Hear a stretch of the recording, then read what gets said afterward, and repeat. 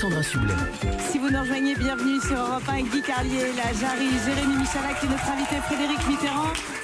Et Frédéric, avant de vous présenter notre camarade du jour et de faire la leçon du jour sur la gourmandise, eh bien nous allons parler de ce livre que vous écrivez et éditez aux éditions Robert Laffont, Le pays de l'innocence, enfance et adolescence de François Mitterrand.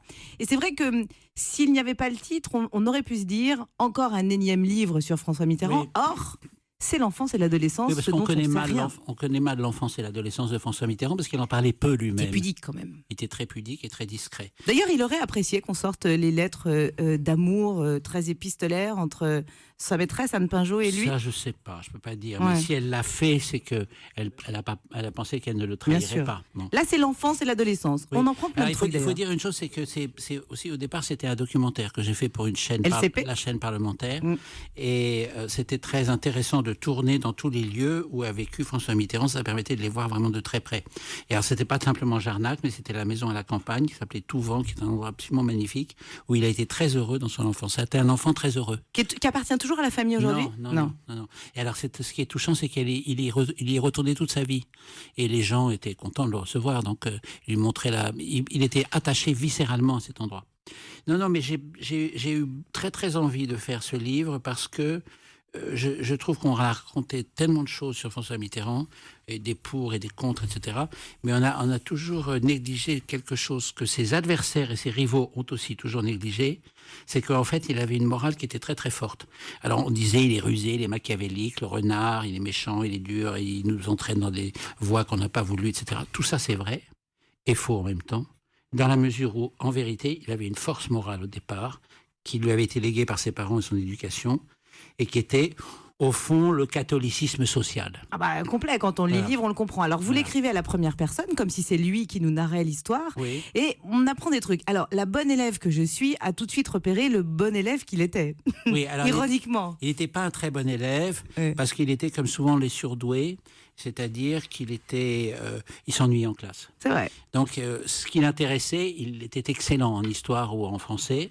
Et puis le reste, il n'était pas très bon, il n'était pas très bon en maths. Ça l'a d'ailleurs suivi toute sa vie, parce que finalement, toute sa vie, il a été un homme de lettres et pas un économiste extraordinaire. Oui, et il revendiquait d'ailleurs être un homme de lettres. Alors, il y a aussi, on apprend les choses encore une fois, je le vois à mon niveau. C'était un homme sportif, le char à voile, les échecs, le tennis, mais plus surprenant, un grand joueur de ping-pong. Oui, il était champion de ping-pong.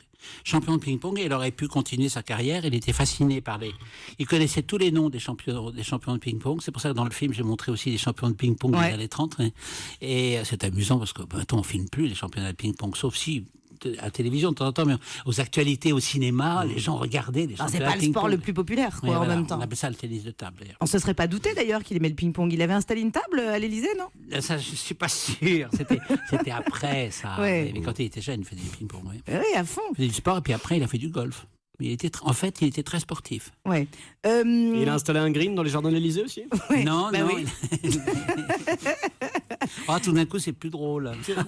On a l'impression, Frédéric Mitterrand, que quand vous avez écrit ce livre, vous vous êtes fait du bien, comme si la nostalgie, quelque part, vous habitait, comme si c'était la sienne, au fond. Écoutez, j'ai une très grande tendresse pour François Mitterrand. Ça se sent. Toute ma vie a été marquée par le nom de Mitterrand. Toute ma vie, ça a été ça a été bien, je ne vais pas me plaindre, mais c'était un peu compliqué à gérer, surtout quand on était un petit garçon. Oui, puis il était très présent, puis mon père l'adorait, donc il était là, puis ma mère l'adorait. Enfin, c'était la statue du commandeur. Il était dans la famille. Et donc, vous avez l'impression d'être sorti justement de ça ? J'en suis non. Bah non, parce que vous continuez à écrire. Je n'en sortirai jamais. Ouais. Et donc, c'était une manière, en quelque sorte, de faire la paix avec les sentiments quelquefois contradictoires que j'ai pu avoir. Bien sûr. Voilà.